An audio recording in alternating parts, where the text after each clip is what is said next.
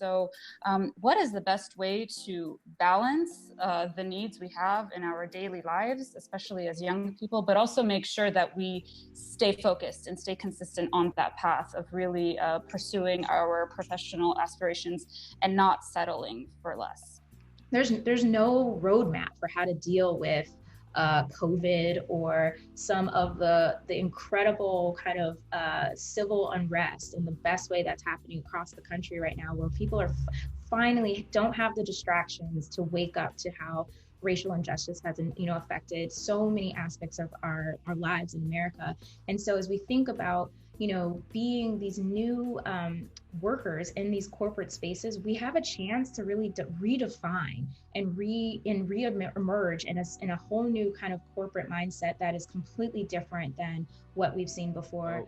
Based on relationships, should it be more of a professional in a friendly way or kind of a mix of both? You should always try to talk to people who you vibe with.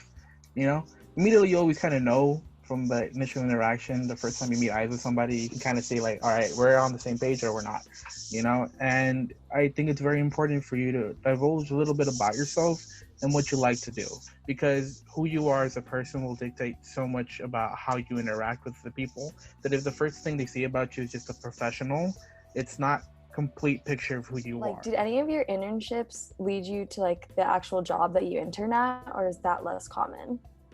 I think for me, I wouldn't say that any of my internships directly led to a job, but they all, whether it was an internship, a fellowship, or another job that I had, all opened doors and all kind of ended up kind of coming into play at some point in my career in a way that I probably wouldn't have even anticipated. I believe internships are extremely significant and essential in professional development. I recall when I was at UCLA, my first internship was in City Hall here in Los Angeles, shadowing former Mayor Antonio Villaraigosa.